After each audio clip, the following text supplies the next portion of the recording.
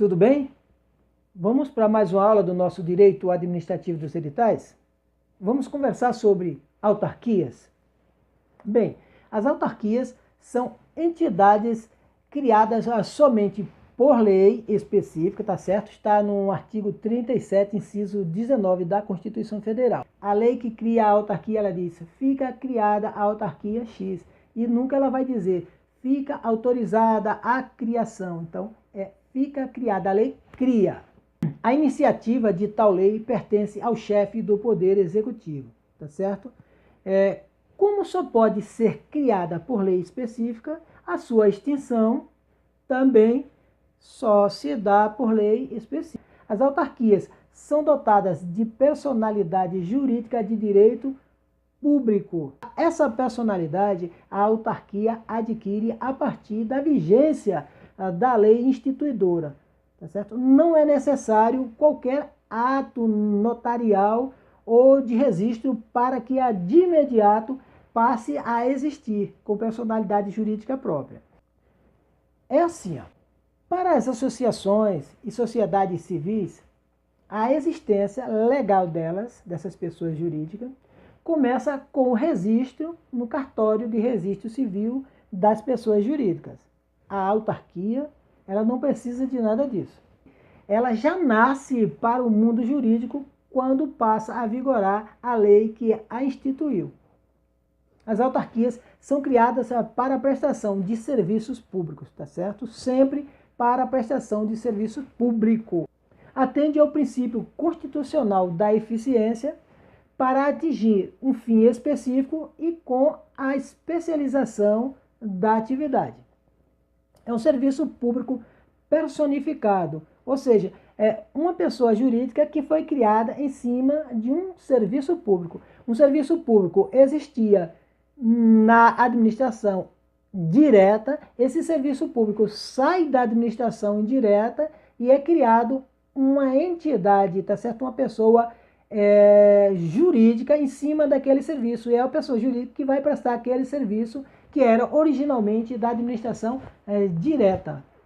E as autarquias também, elas têm autoadministração e atuam em nome próprio. Ou seja, não necessitam de autorização ou da chancela da administração direta, tá ok? Elas dependem, lógico, de dotações no orçamento da administração pública, mas elas possuem autonomia financeira. Isso quer dizer que elas aplicam as verbas conforme sua decisão e a conveniência, dentro dos limites que a lei autoriza o dirigente.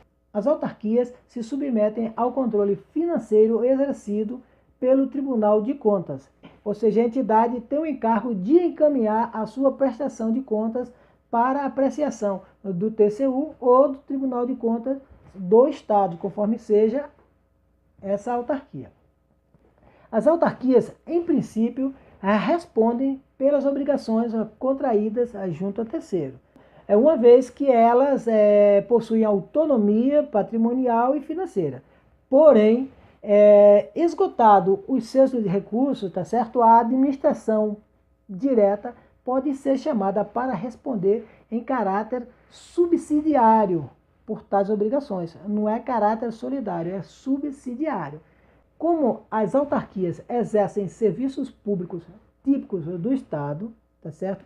E em decorrência da personalidade jurídica de direito público, elas possuem os mesmos privilégios que o Estado dispõe no exercício da função administrativa.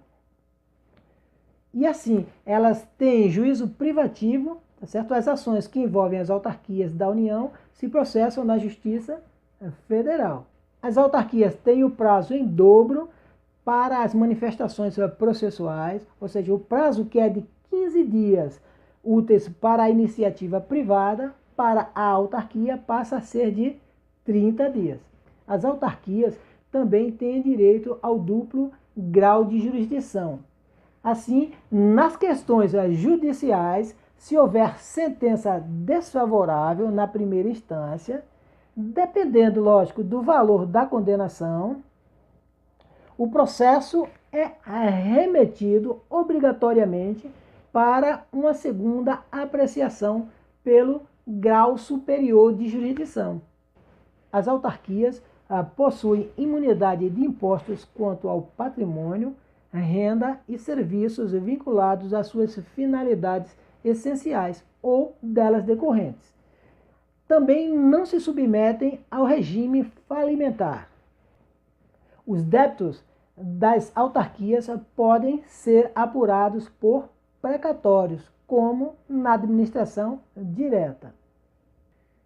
Possuem capacidade administrativa, podem regulamentar, fazer concessões e fiscalizar.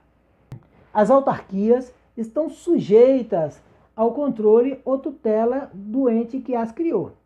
Neste caso, trata-se de fiscalização finalística dentro da estrita previsão legal, sem qualquer hierarquia ou subordinação, tá?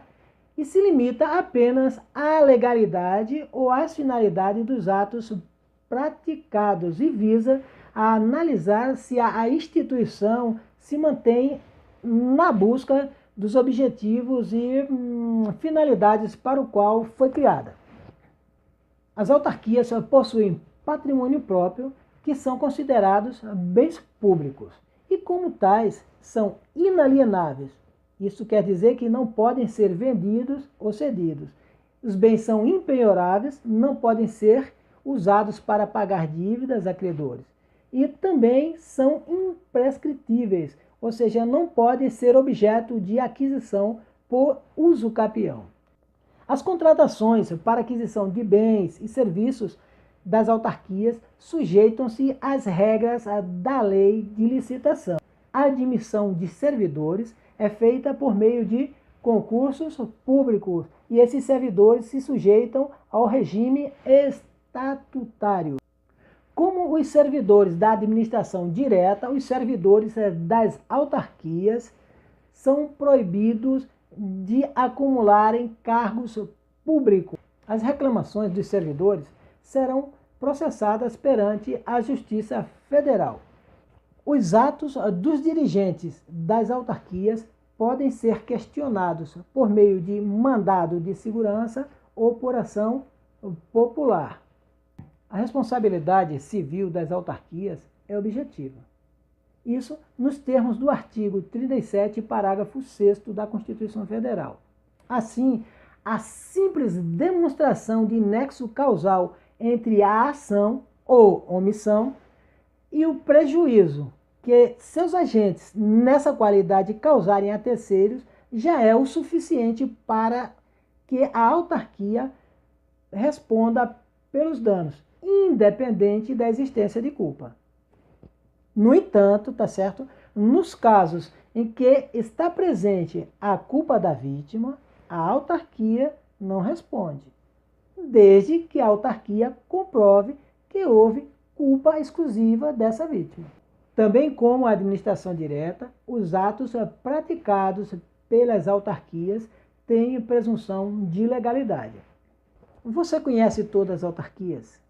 Na União Federal, por exemplo, Banco Central, o INSS, o IBAMA, o INCRA, o Instituto do Patrimônio Histórico e Artístico Nacional, que é o IPHAN, várias universidades federais, os institutos federais são autarquias. Ainda no gênero autarquia, temos as autarquias em regime especial, que são as agências reguladoras e as agências executivas. As agências reguladoras são espécies de autarquias e têm como função regulamentar, controlar e fiscalizar a execução dos serviços públicos que estão transferidos para o setor privado. Tá? São autarquias diferenciadas e que possuem maior autonomia que as demais. Estão submetidas a um regime jurídico especial, assegurado por lei, tá? Com o objetivo de atingir metas específicas e, para isso, exercem poder de polícia, com a imposição de limitações administrativas, fiscalização e repressão. como é o caso da Agência Nacional de Vigilância Sanitária, a Anvisa, da Agência Nacional de Saúde Pública, suplementar, né, a ANS. Elas regulam e controlam as atividades que são objeto de concessão, permissão ou autorização de serviços públicos. Pode ser telecomunicações, energia elétrica, transporte público, ou a concessão para exploração de bem público, né? Como é o caso, exploração de petróleo, exploração de minerais, exploração de rodovias, de portos, aeroportos, etc. Elas possuem poder normativo, ou seja, competência para elaborar normas técnicas complementares e fiscalizar regras para transferência de serviços públicos para particulares. Seus dirigentes têm estabilidade, ou seja, eles são nomeados pelo chefe do Poder Executivo e não podem ser demitidos enquanto durar os seus mandatos, tá certo? Salvo se cometerem falta grave, que vai estar regulado também na lei.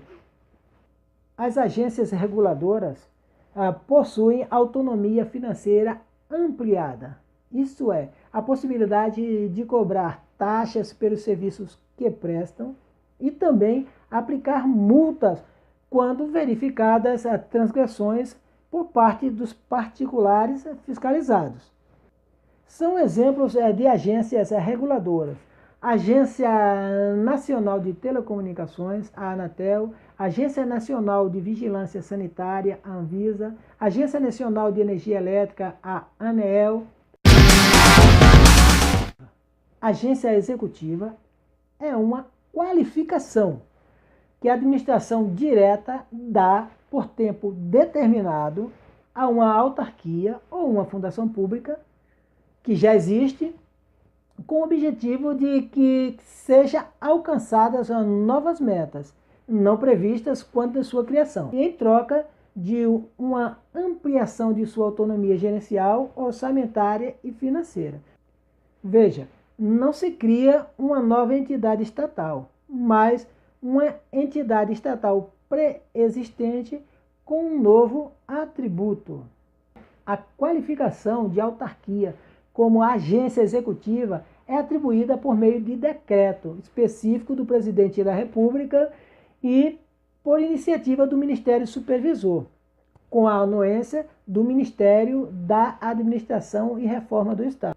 O Ministério da Administração e Reforma do Estado verificará o cumprimento pela entidade candidata à qualificação dos seguintes requisitos: ter celebrado contrato de gestão com o Ministério Supervisor, ter um plano estratégico de reestruturação e de desenvolvimento institucional voltado para a melhoria da qualidade da gestão e para a redução de custos. Lógico, esse plano já concluído ou em andamento. São exemplos de agências executivas: o Inmetro, a Agência Nacional de Desenvolvimento do Amazonas, a ADA, a Agência Nacional de Desenvolvimento do Nordeste, que é a ADENI. Bem, sobre a autarquia, era o que eu tinha para você nessa aula. Lembro que temos um blog, cujo endereço está embaixo na descrição do vídeo. Passa lá, lá você vai encontrar o texto base desta aula e questões de provas anteriores sobre autarquias. Um abraço, até mais!